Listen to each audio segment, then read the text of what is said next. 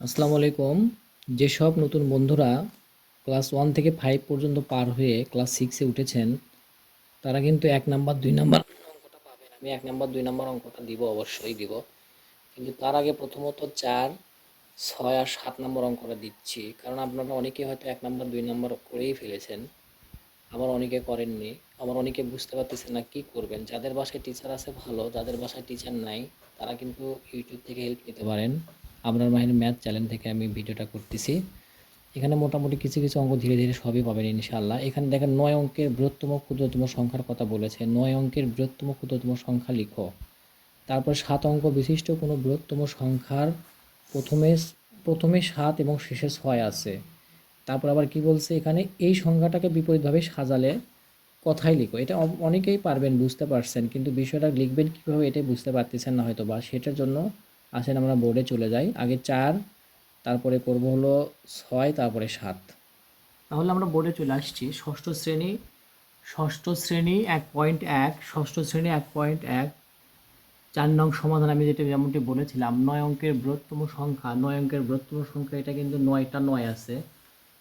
১, ২, ৩, ৪, ৫, ৬, ৭, ৮, ৯, ৯টা ৯। আবার বলছে ৯ অঙ্কের ক্ষুদ্রতম সংখ্যা, ১ লিখে কিন্তু ৮টা শূন্য আছে। ১, ২, ৩, ৪, ৫, ৬, ৭, ৮, এই যে ৯।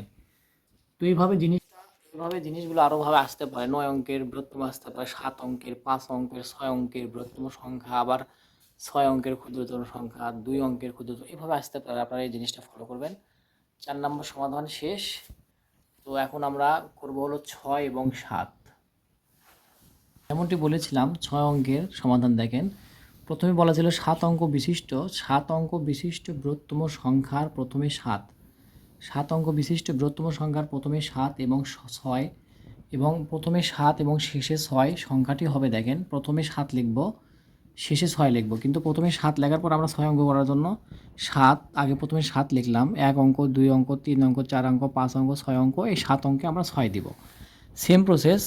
৭ অঙ্ক বিশিষ্ট ক্ষুদ্রতম সংখ্যার প্রথমে ৭ এবং ৬ সংখ্যাটি, তাহলে প্রথমে ৭ লিখলাম, তাহলে ১ অঙ্ক, ২ অঙ্ক, ৩ অঙ্ক, ৪ অঙ্ক, ৫ অঙ্ক, ৬ অঙ্ক, ৭ অঙ্ক, শেষে ৬ হবে, মাঝখানে শূন্য হবে। ক্ষুদ্রতম মানে তো শূন্যই হয়, ক্ষুদ্রতম মানে শূন্য হয় না? তো বিষয়টা এমনই।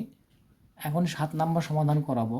৭ নাম্বার সমাধান হবে এমন, ৭ নাম্বার সমাধান আমরা খাতায়, পরীক্ষার খাতায় কিন্তু এইভাবেই লিখবো ৭ নং সমাধান।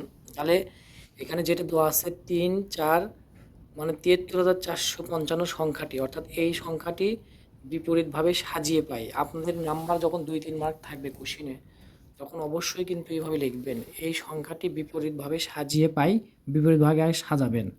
সাজানোর পরে এই সংখ্যাটা আবার এখানে লিখবেন। লেখার পরে আপনারা কথাই লিখবেন, যেহেতু কথাই বলছিল, তাহলে ৫৫,৪৩৭, ৩৭-এর কিন্তু চন্দ্রবিন্দু হবে। আপনারা অনেকেই ভুল করবেন, এটাই ভুল করবেন। তো যাই হোক, আজকের গণিতে কিন্তু এই ৪, ৬ এবং ৭ নাম্বার সমাধান করানো হলো। আপনারা অবশ্যই চ্যানেলটাকে ফলো দিয়ে সাথে রাখবেন। আসসালামু আলাইকুম, সবাই ভালো থাকবেন ইনশাআল্লাহ।